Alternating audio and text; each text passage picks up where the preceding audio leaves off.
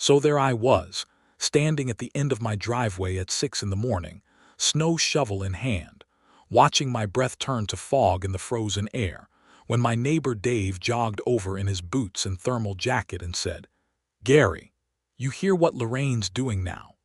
And I said no, because I genuinely never know what Lorraine Dennison is doing until it somehow lands on my front doorstep, which it always does. Dave looked at me with this expression somewhere between exhausted and genuinely amused, and he said, "She's declared a shovel-free zone around the entrance sign." I stood there for a second. I let the cold air settle into my lungs. I looked down at my shovel, then back at Dave, and I said, "She did what now?" That was the beginning of what the residents of Maplecrest Meadows HOA community will probably talk about for the next 15 winters. Let me set the scene properly, because context matters here. It was January, the kind of January that makes you question why you ever agreed to buy a house in a state that gets this kind of weather. We were 2 weeks into a stretch where the temperature had not climbed above 20 degrees even at midday. We'd had 3 separate snowstorms roll through in the span of 10 days. The roads into the neighborhood were perpetually slick, and the city plows would come through the main road but stop at our entrance, which was the usual arrangement. Anything inside Maplecrest Meadows was the HOA's responsibility to deal with. Snow removal, salting, the whole thing. Now, our neighborhood entrance was one of those classic suburban setups. Big stone pillars on either side of the road, wrought iron letters spelling out Maplecrest Meadows on a decorative arch, and between the 2 pillars sat a large flat stone sign, about 4 feet tall and 6 feet wide, carved with the neighborhood name and surrounded by a landscaped bed of mulch and ornamental grasses that were now just frozen brown sticks poking out of the snow. The sign sat right at the curb cut where our street connected to the main road, which meant that every time a plow came through the main road or our own hired plow truck worked the neighborhood streets, snow piled up around that sign. Big drifts would form on either side of the entrance pillars, and if you didn't clear them regularly, they'd eventually encroach onto the roadway, block sightlines, and create genuine traffic hazards when residents tried to pull out onto the main road. So for years, the solution was simple. Somebody, often a rotation of residents who lived close to the entrance, would occasionally go out there with a shovel and clear the snow from around the sign and the pillars. The HOA also contracted a plow service that was supposed to handle it, but they had a slow response time, and by the time they showed up, the drifts were often already a problem. No big deal, people pitched in. Neighbors helped neighbors. That was how Maplecrest Meadows worked before Lorraine Dennison became HOA president 2 years ago. Lorraine Dennison. Where do I even start? Middle-aged, self-appointed guardian of neighborhood aesthetics, wore her HOA president lanyard to the grocery store, drove an SUV with a custom license plate holder that said Maplecrest MEADOWS board. She had a specific vision for what the neighborhood should look and feel like, which was mostly a vision that centered her own preferences and gave her reasons to send violation notices to anyone she happened to be annoyed with that week. She had fined a man named Phil Burdett $300 because his holiday wreath stayed on the door 2 days past January 1st. She had sent a cease and desist to a family named the Ocaffer Williamses because their kids drew a snowman on the driveway in chalk that she claimed constituted unauthorized surface decoration. She was that kind of HOA president. I had my own history with Lorraine that I'll get into, but the point is, by January of this particular year, she had accumulated a very specific kind of neighborhood reputation. People tolerated her, voted her down when they could muster a quorum, but she had a core of 3 board members who voted with her on everything, and unless residents showed up in force to the HOA meetings, she basically ran the place unchallenged. Now, back to the shovel-free zone.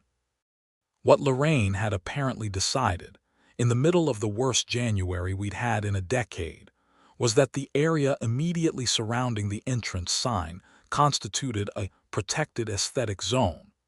Under a rule she'd quietly pushed through the board the previous August at a meeting that barely anyone attended because it was August and people were on vacation. The rule, buried in the meeting minutes as Item 7 under New Business, stated that the entrance monument area, including a 10-foot radius around the community sign, was subject to landscaping preservation standards, and that no digging, alteration, or physical modification of the soil or surface area around the monument was permitted without prior board approval. She had apparently decided that shoveling the snow around the entrance sign counted as physical modification of the surface area. You read that right. She decided that clearing snow from a safety hazard was a violation of an HOA rule she had quietly written specifically to preserve the look of her precious stone sign, which in winter was buried in snow anyway, so nobody could even read it. The first notice went to a retired schoolteacher named Helen Vogel, who lived closest to the entrance, and who, in her typical helpful fashion, had gone out there on a Tuesday morning after 6 inches of fresh powder had buried the sign and packed the entrance and shoveled the area clear so that residents could actually see when pulling out. Helen was 67 years old, 5 feet 2, and had been shoveling that entrance for 3 winters. She shoveled it the same way you hold the door open for a stranger. It was just good-natured community behavior. Lorraine had been watching from her car. She'd been watching from her car in the neighborhood, apparently doing what I can only describe as a patrol, and she had photographed Helen Vogel shoveling snow, and then mailed her a formal HOA violation notice citing the landscaping preservation standard rule and hitting her with a $250 fine.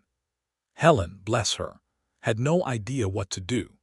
She called me because I was on the informal neighborhood group chat, and I'd helped a few people navigate HOA stuff before. She read me the notice over the phone, and I had to ask her to read it twice because the first time I genuinely thought I'd misheard her. I told Helen to sit tight, do not pay the fine, and I'd look into it. So I dug out my copy of the CC and RS, which are the covenants, conditions, and restrictions that govern what the HOA can and cannot actually do in our neighborhood. I'd read them once when I bought the house and filed them away, but I'd been through enough HOA nonsense in the past 2 years to have gotten better at knowing where to look. I also pulled up the meeting minutes from the past 18 months because I wanted to find exactly where this landscaping preservation standard rule had supposedly been adopted. Found it. August board meeting, Item 7. 3 board members present, 4 members constituting a quorum for rule changes under our governing documents, which meant the meeting itself was not quorate. 3 was not a valid quorum for making binding rule amendments. I checked the bylaw language twice. Rule changes required a minimum of 4 board members present or a membership vote if the board couldn't reach quorum. Lorraine and her 2 cronies had passed this rule in a meeting that legally could not pass rules. Also, and this was the part that really got my attention when I thought about it carefully, our CC and RS had a pretty specific clause about safety. It said, and I am paraphrasing slightly here, that no HOA rule could be enforced in a manner that created or perpetuated a public safety hazard. A snow-packed entrance with obstructed sightlines was, by any reasonable definition, a safety issue. People were nearly getting clipped trying to pull out onto the main road because the drifts were blocking their view. I called my brother-in-law Tom, who is a real estate attorney, not in our state, but he had general knowledge of HOA law and knew enough to give me useful direction. He confirmed that an improperly quorate rule change was generally unenforceable in most jurisdictions, and that I should document everything carefully. He also mentioned that if the HOA was collecting fines based on an invalid rule, that could have implications beyond just nuisance behavior. I called Helen back and told her to relax, that the rule itself was likely invalid, and to write a short letter to the HOA board formally disputing the fine and citing the quorum issue. I helped her draft the letter that evening, sitting at my kitchen table with a mug of coffee while the wind threw snow against the windows and the temperature outside dropped to 8 degrees. The letter was polite but direct. It cited the specific bylaw section on quorum requirements, noted the August meeting attendance record, and stated clearly that Helen would not be paying the fine, and requested the board provide documentation showing the rule had been validly adopted. We sent it certified mail the next morning. Lorraine's response came 6 days later, and it was not what either of us expected. Instead of backing down or quietly acknowledging the quorum problem, she escalated. She sent Helen a second violation notice for the same incident, this time citing a different, older rule about unauthorized modification of HOA common areas. She also sent notices to 2 other residents who had apparently shoveled near the entrance at some point in the past 2 weeks. One of them was a guy named Marcus Chen, who lived 3 houses from the entrance and had gone out there with a snow blower after the second big storm when the drifts were so bad that a delivery truck had gotten stuck trying to turn around.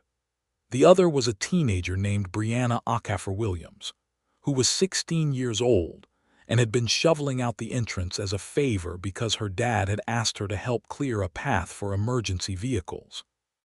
Lorraine had actually photographed the teenager and sent a violation notice addressed to the Williams household with a $500 fine. $500 for a 16-year-old shoveling snow. The neighborhood group chat went nuclear. I had been mostly quiet on the chat up to that point, just watching.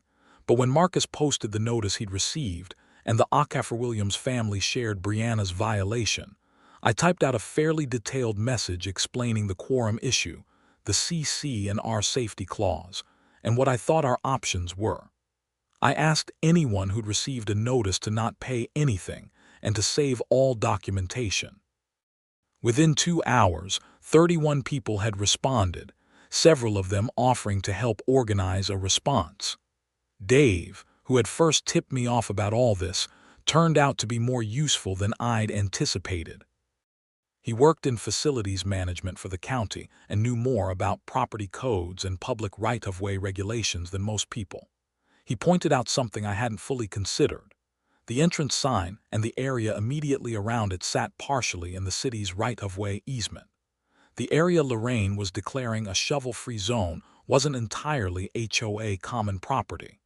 Some of it was technically public easement, and private HOA rules had no jurisdiction over public easement areas. Dave had the city maps to prove it. Now things were getting interesting. I called the city public works department and spoke to someone who was genuinely helpful once I explained the situation.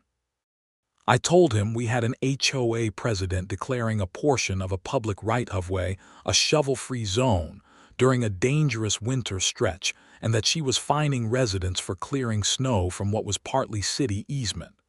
The guy on the phone was quiet for a second. Then he said, "She can't do that." I told him I knew, but I wanted to be sure we had it documented. He told me he'd note the call and that the city had an interest in maintaining safe sightlines at residential entrances, and that if there was a safety concern at that intersection, I could file a formal complaint. I filed it that afternoon. Now here is where things took a sharp turn that I hadn't anticipated. While I was building this case from my kitchen table, Lorraine apparently decided to go physical with her enforcement. Not with violence, nothing like that, but she did the next most absurd thing available to her.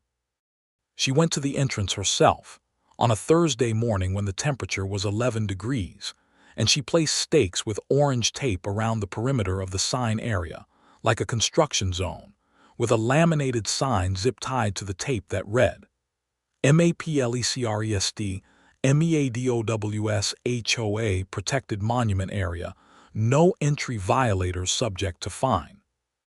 She had also apparently made a call to our contracted snow plow company, and told them not to clear snow within 10 feet of the entrance sign.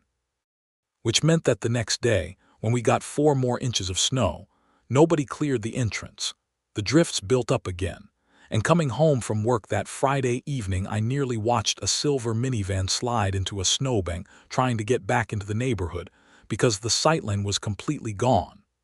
The driver, a woman named Sandra Park who had 3 kids in the van, had to back up twice and inch out into traffic at an angle just to get a visual on the main road.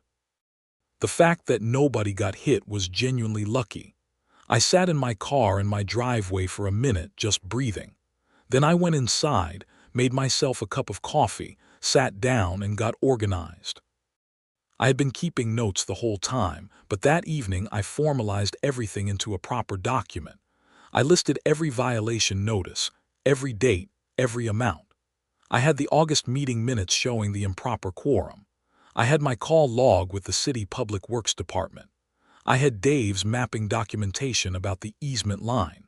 I had the photograph I'd taken of Lorraine's orange tape and laminated sign at the entrance, which I'd snapped on my way home. And I had something else I hadn't mentioned yet, because I'd been waiting for the right moment. About 8 months earlier, after Lorraine had sent me a violation notice about my trash cans being visible from the street for 11 minutes longer than the HOA rules permitted, 11 minutes. I timed it. She was apparently sitting in a car watching my trash cans. I had installed a security camera on my mailbox post. It was a nice wide-angle unit, weatherproof, and because I lived about halfway down the main interior street, it had a reasonably good angle toward the entrance. Not perfect, but usable. I pulled up the camera footage from that Thursday morning when Lorraine had installed her tape and signs. I had clean footage of her doing it. I also had footage from the Friday evening incident with Sandra Park's minivan, clear enough that you could see the dangerous conditions and the lack of any snow clearing near the entrance. What I did not have, but suddenly wanted badly, was footage of Lorraine in her car doing her neighborhood patrols and photographing residents. I asked 4 other neighbors whether they had security cameras with angles toward the street or the entrance. 3 of them did. We spent a Saturday afternoon, all 5 of us standing around Marcus Chen's kitchen table drinking hot cocoa while it snowed outside again, compiling footage from 4 different cameras spanning the past 3 weeks. What we found was genuinely illuminating. Lorraine had done 8 separate surveillance passes through the neighborhood in her SUV in the span of 3 weeks, sometimes 2 in one day. In 3 of those passes, she was clearly photographing residents who were outside, not just catching accidental glimpses, but actively stopping her car, rolling down her window, and taking photos. In one clip, she got out of her car in her driveway and used binoculars, and I'm not exaggerating, actual binoculars pointed toward the entrance area. Marcus laughed so hard at the binoculars clip that he knocked his cocoa over. We saved all of it. I organized the footage clips chronologically, labeled each one with the date, time, and relevant action, and burned them to a USB drive. I also printed still frames of the key moments and added them to my documentation folder. Now I had the full picture, and it was a very clear picture. Lorraine had passed a rule at an improperly quorate meeting, used that rule to fine residents during dangerous winter conditions, ordered the plow company not to clear a safety-critical area, and had been conducting what looked very much like targeted surveillance of neighbors, all while people were nearly sliding into traffic in the ice and snow. The next HOA meeting was scheduled for the following Tuesday evening. I put the word out on the group chat that I intended to show up with documentation and that anyone who wanted to attend should come. I kept my specific plans vague on the group chat because I didn't want Lorraine reading it and preparing counters.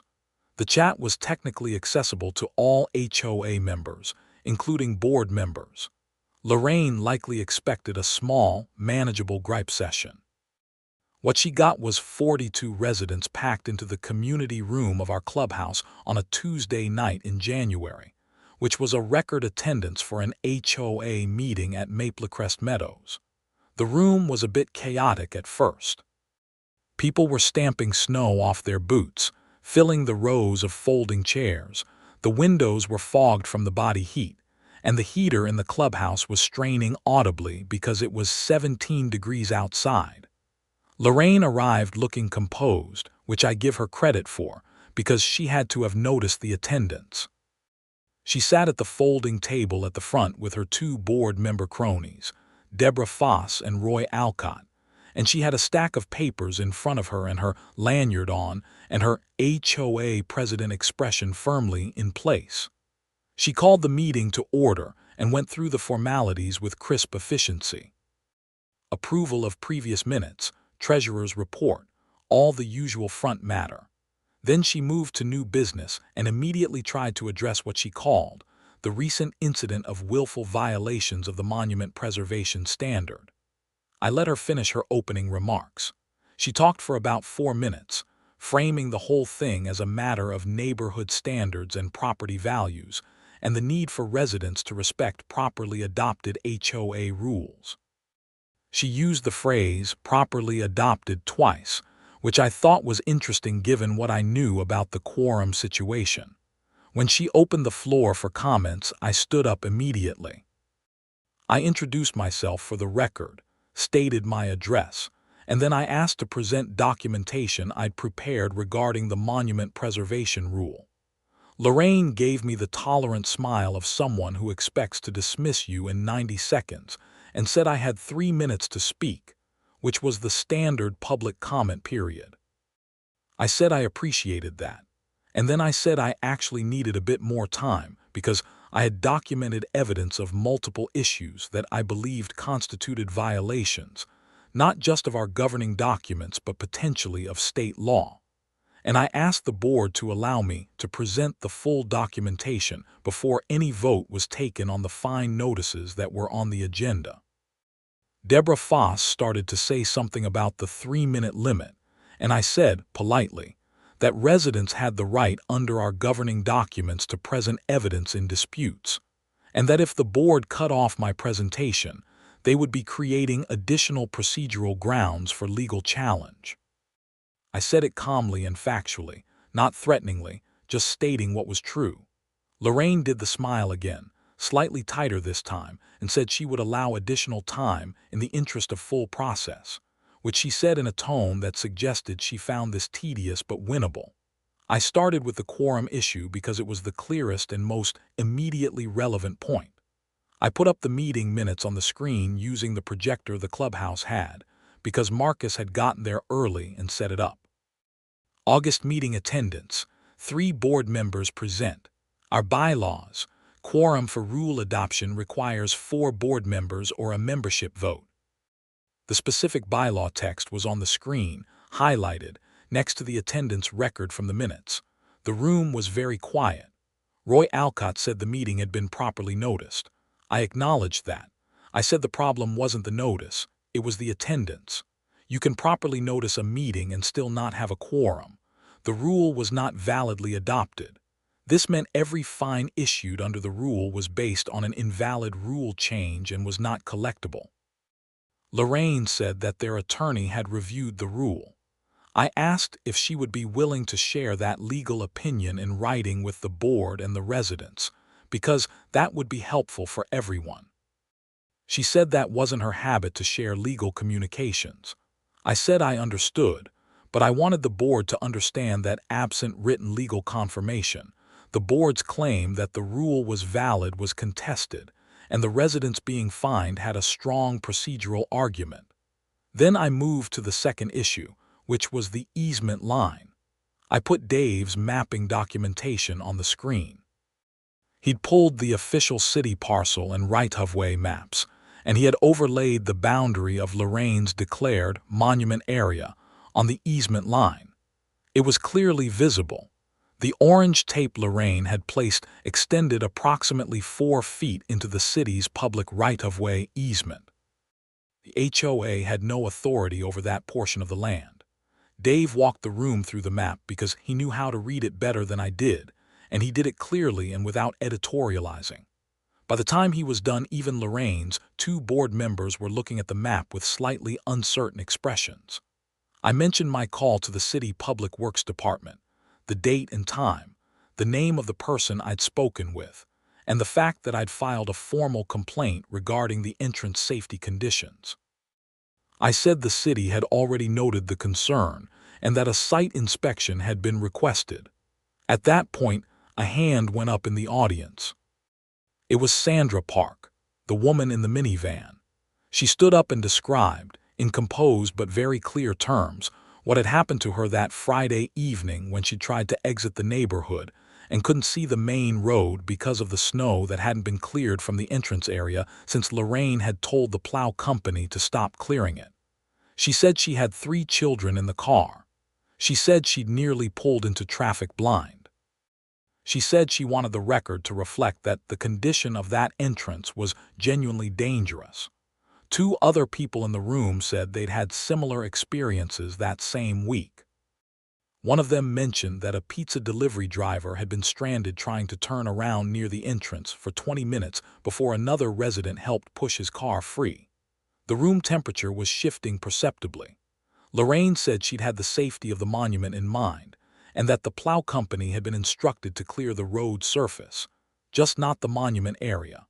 I asked which plow company instruction she was referring to and whether she had that in writing. She said she'd spoken to them by phone. I made a note of that openly on my notepad because I wanted her to see me writing it down. Then I pulled up the security camera footage. The screen showed the Thursday morning clip of Lorraine installing her orange tape and laminated signs at the entrance. Clearly her SUV, clearly her hand zip-tying the signs. No one said anything for a moment. Then someone in the back of the room laughed, one short involuntary laugh that they quickly suppressed. I showed the footage of the Friday near miss with Sandra Park's minivan. I showed the drift conditions at the entrance and the complete absence of clearing. Then I said I had additional footage I wanted to share that was relevant to the question of how the violations had been identified and documented. I played the binoculars clip. There was a moment of absolute silence in the community room of the Maplecrest Meadows clubhouse, and then the room erupted. Not in an angry way, or not just in an angry way. It was more like the way a crowd reacts when a magician pulls off a trick that's too good to be entirely comfortable with. Disbelief and laughter and outrage all at the same time. Lorraine sat very still at the front table. Deborah Foss had her hand over her mouth. Roy Alcott was staring at the projection screen like he'd never seen it before. Marcus Chen said, quietly from the third row, she had binoculars. I showed 3 more clips of Lorraine's surveillance passes, with the dates and times labeled. I kept it factual and straightforward. I did not narrate it dramatically or make speeches. I just showed what the cameras had recorded and let people process it. When I was done, I said that I was presenting all of this documentation, including the violation notices, meeting minutes, mapping, city complaint record, camera footage, and a summary of the relevant governing document provisions, to the board formally in writing. I set a copy of the full folder on the table in front of Lorraine. I also said I had 2 additional copies for Deborah and Roy. I handed those over. I said I was requesting in writing that all fines related to the monument preservation rule be voided immediately, that the plow company be instructed to resume normal snow clearing at the entrance as a matter of public safety, and that the board provide a written explanation of how the August rule change had been valid given the quorum issue. Then I sat down. The room stayed loud for a while, with multiple people wanting to speak, and Lorraine trying to maintain order with limited success. She kept trying to steer back to the question of whether the fine stood and whether residents had understood the rules, but every time she got any traction, someone would bring up the easement map or the quorum issue or Sandra Park's near miss, and she'd lose the thread again. Roy Alcott, to his credit, was the first board member to break ranks. He said on the record that he had concerns about the quorum issue and that he thought the board should table the fine votes and seek written legal advice before proceeding. Deborah Foss, After a very long pause during which she stared at her copy of my documentation folder, said she agreed. Lorraine looked at both of them like they'd announced they were joining a different species. The fine votes were tabled. The board voted 2-1, with Lorraine dissenting, to immediately contact the plow company and restore normal clearing operations at the entrance. The board also voted 2-1 to instruct the HOA to obtain a formal legal opinion on the quorum validity of the August rule change within 30 days and report back to the membership. Lorraine called the meeting adjourned a few minutes later, gathered her papers, and left the room faster than I'd ever seen her move. Outside in the parking lot, which was a sheet of ice that everyone was carefully navigating, Marcus grabbed my arm and said, "Gary, that was extraordinary." I told him it was just paperwork. He laughed and said the binoculars clip alone was worth the price of admission. Helen Vogel hugged me. She was wearing an enormous down coat, and it was like being hugged by a heated tent, which was honestly very welcome because it was still 11 degrees. The next 3 weeks were relatively quiet in the way that things are quiet when something is happening underground. The board retained an HOA attorney, not the one Lorraine had apparently consulted informally, a proper hired firm that the full board voted to engage.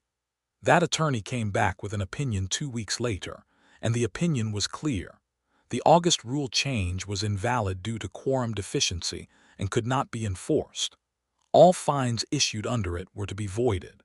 The board had to send written notice to every recipient of a violation notice under that rule informing them the fine was canceled. Helen got her cancellation letter on a Thursday morning, called me immediately, and read it out loud over the phone. She was laughing by the end. I told her she'd earned it. But here is where things got complicated in a way I hadn't fully anticipated. While all of this was unfolding, I had been keeping notes on something that was nagging at me. Lorraine had, in her role as HOA president, directed the contracted snow plow service to not clear the entrance area. This wasn't just an aesthetic preference call. The entrance area was common property that the HOA had a contractual and legal obligation to maintain in a safe condition. By deliberately creating a condition that she knew posed a safety hazard, and the evidence strongly suggested she knew, because multiple residents had raised safety concerns with her directly before the meeting, she had potentially crossed into something more serious than just abusive HOA enforcement. I talked to Tom, my brother-in-law the attorney, at length about this over a weekend call. He asked me some careful questions. Did I have documentation of the plow company being specifically instructed not to clear the area?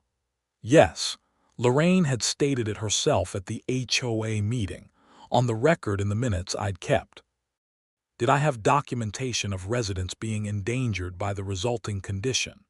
Yes, Sandra Park's account, corroborated by 2 other residents, plus my camera footage of the minivan near miss.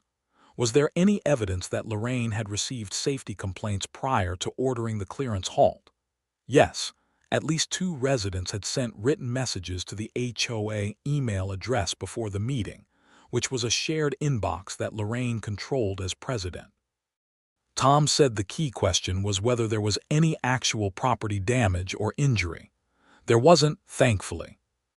But he said that even absent injury, there was a solid case for filing a complaint with the state's HOA Oversight Board, which our state had, and that the documented pattern of behavior, improperly enforcing invalid rules, collecting fines under false pretenses of having valid rules, deliberately inducing a safety hazard, conducting surveillance of residents, constituted a serious breach of fiduciary duty by the HOA president. A breach of fiduciary duty by an HOA officer was, in certain circumstances, a civil matter that could result in personal liability. I shared this analysis with Marcus and Dave, and a few of the other residents who were most involved in the documentation effort. We talked it over carefully. Nobody was looking to get Lorraine arrested or sued into oblivion, but we also felt that just canceling the fines and walking away wasn't sufficient accountability for what had actually happened. She tried to fine a 67-year-old retired teacher $250 for shoveling snow from a public safety hazard. She'd fined a teenager $500 for the same thing. She deliberately halted snow clearing from a dangerous intersection, and people had nearly been hurt. We filed a formal complaint with the state HOA regulatory board. The complaint included the full documentation package I'd assembled, Dave's easement map, the HOA attorney's quorum opinion, the camera footage, the safety incident accounts from Sandra Park and the other residents, and a detailed timeline of events. We submitted it as a joint complaint signed by 23 residents. The regulatory board acknowledged receipt and opened an investigation. This part took a bit of time, as regulatory processes do, but in the meantime something happened that accelerated the neighborhood dynamic significantly. The City Public Works Department, following up on my formal complaint about the entrance safety conditions, sent an inspector out to look at the intersection. The inspector found that the repeated cycle of snow buildup and inadequate clearing at the entrance had caused some damage to the curb cut and contributed to a minor drainage issue. Nothing catastrophic, but enough that the city issued a formal notice to the HOA requiring corrective action, including a maintenance plan for winter snow clearing at the entrance that met city safety standards. This meant the HOA was now on record with the city as having neglected its maintenance obligation for the entrance. The new HOA board, and I should explain that by this point Roy and Deborah had both become a lot more interested in governing responsibly, and were working more transparently with the full board, and membership was cooperative with the city. They developed and submitted a proper maintenance plan within the required time frame. The plan included a new contract with the plow company that specified entrance clearing as a priority item after every snow event. Lorraine, for her part, went very quiet. She stopped sending violation notices. She stopped driving surveillance laps through the neighborhood. She showed up to the next HOA meeting looking more subdued than I'd ever seen her, and she said almost nothing the entire meeting. The 2 times she did speak, she was measured and procedurally correct in a way that suggested she'd either been advised by an attorney or had done some very serious rethinking on her own. The state HOA regulatory board completed its investigation roughly 6 weeks after we filed the complaint. The findings were, I'll say, more substantive than I'd expected. The board found that Lorraine Dennison, in her capacity as HOA president, had violated her fiduciary duty to the association's members in 3 specific ways: by enforcing rules that had not been validly adopted, by collecting or attempting to collect fines under those invalid rules, and by directing the curtailment of safety-related maintenance in a manner that created foreseeable risk of harm to residents. The board also found that her conduct in monitoring and photographing residents in their use of common areas raised concerns about privacy and harassment that warranted a note in the findings. The regulatory board's recommended remedies were significant. Lorraine was required to resign her position as HOA president. The fines collected or held pending under the Monument Preservation Rule, all of them, had to be formally voided with written notice to each recipient. The HOA was required to implement a board training program on fiduciary duty and governing document compliance within 90 days. And the board was required to hold a general membership meeting to review and reconfirm all rule changes made in the past 3 years to verify they had been validly adopted. That last item was interesting, because when the board actually did the review, they found that the Monument Preservation Rule was not the only item adopted at improperly quorate meetings. There were 4 other minor rules in the same boat. None of them had been used to fine anyone, thankfully, but they all had to be rescinded, and if the board wanted to keep them, readopted properly. Lorraine resigned 2 days after the regulatory board's findings were issued. She submitted a written resignation to the board, very brief, No explanations, no apologies. The board accepted it and appointed a temporary president from among the existing members while they organized a proper election, which was held at the end of February, which is to say in the absolute coldest stretch of that winter, but 38 residents showed up anyway, which tells you something about how motivated people were. Sandra Park ran for president. She campaigned on basically one platform. The HOA should serve the residents, not police them. She won by a substantial margin. Helen Vogel was elected to fill one of the open board seats, which I found genuinely wonderful. Marcus Chen took the other open seat. I was asked repeatedly if I wanted to run for something, and I said no thank you. I liked knowing where the bodies were buried, figuratively speaking, without being the one responsible for the graveyard. The winter dragged on, because winter in our region always does, but the remaining weeks of it had a very different feel in the neighborhood. The entrance was cleared promptly after every snow event. There were no new violation notices. At one point we got a genuine blizzard, close to a foot of fresh snow, and within 2 hours of it stopping there were 6 or 7 people out clearing driveways, helping elderly neighbors, and the entrance was handled by the new plow contract before most people had even finished breakfast. It felt like how the neighborhood had always been supposed to feel. Sandra held an HOA meeting in mid-February, just to update everyone on the regulatory board's findings and what the board was doing in response. About 25 people came, which for February was solid. She walked everyone through the timeline, explained the steps being taken, answered questions openly. There was no lanyard. There was no SUV with a custom plate holder parked outside. There was just a woman at a table in a heated room trying to do the actual job. Helen brought cookies to that meeting. She made a comment at the end about how nice it was that she could attend the meeting without worrying about whether her shovel was in violation of a neighborhood ordinance. The room laughed. I should mention what happened with the plow company, because it added an interesting wrinkle. When the new board contacted the plow company to establish the updated contract and protocol, the company's operations manager mentioned something that hadn't come up before. He said that, when Lorraine had instructed them not to clear the entrance area, she had told them she was acting under an authorization from the full board. He'd had it in an email. She had represented to the plow company that the board had voted to restrict clearing from the monument area, when in reality no such board vote had ever occurred. She'd simply told the contractor it had been decided by the board when it had only been decided by her. This was a problem of a different order. Misrepresenting board authorization to a contractor was a form of deception that potentially had legal implications of its own, and the plow company's operations manager, who had been nervous about the liability implications of the whole situation, asked whether the board wanted a copy of the email for their records. The new board said yes, absolutely. Marcus, who was now on the board, brought this to Tom's attention on my behalf just to get a sense of whether it changed the analysis.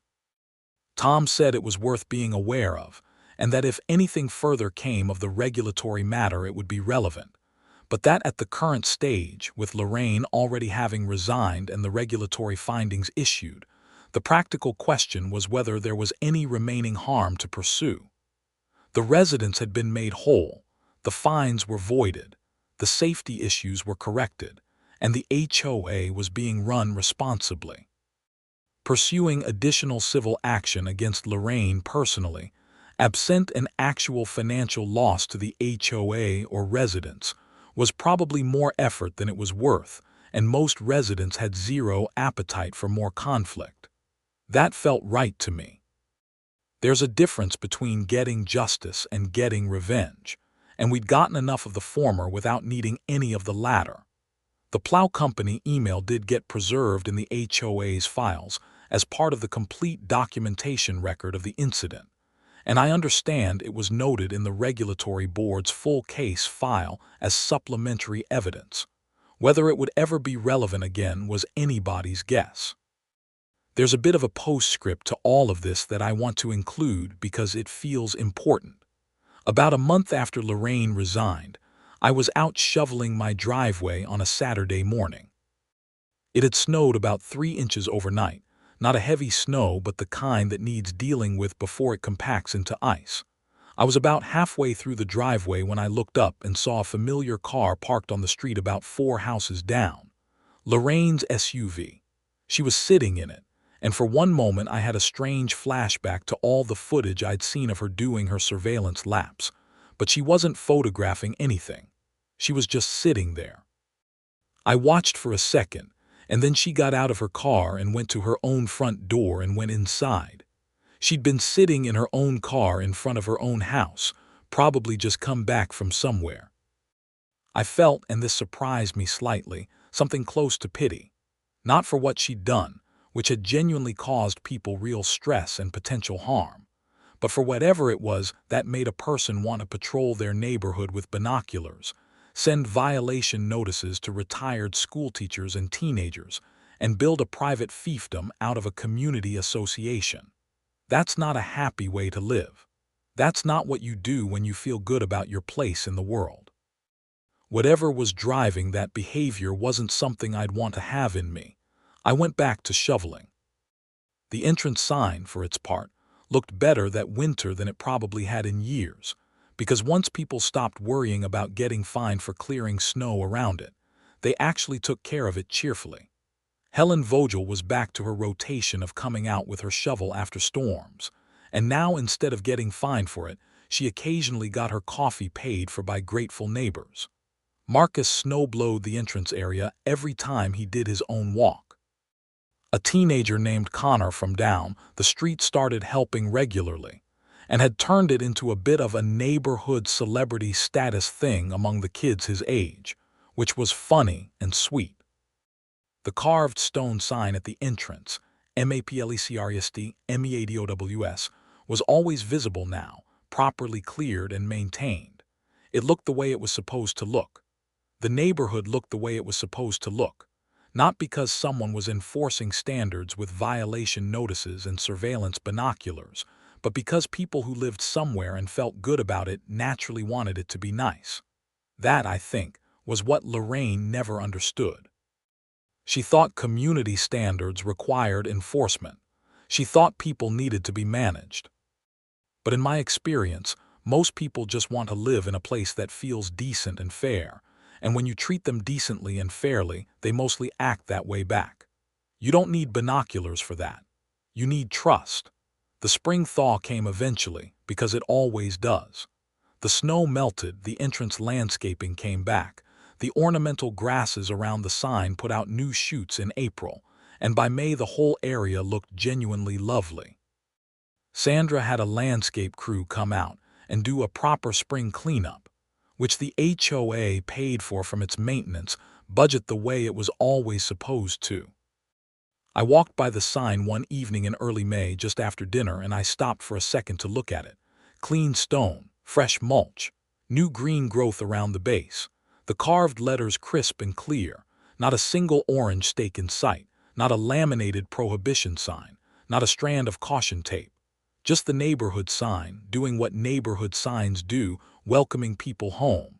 I stood there for maybe 30 seconds, and then I walked back to my house and had the rest of my evening. My driveway was clear. My yard was fine. I hadn't received a violation notice in months. Life in Maplecrest Meadows was, for the first time in 2 years, genuinely peaceful. And in a drawer in my office I still have that full documentation folder. The quorum analysis, the CC&R excerpts, the city easement map, the footage on the USB drive, all of it. Neatly organized, properly labeled, just in case. Because HOAs are forever and you never quite know what's coming next, but you can always be ready for it. And as long as you have your documentation straight, a good neighbor network, and a solid understanding of your own governing documents, you're in pretty good shape. Helen Vogel would tell you the same thing.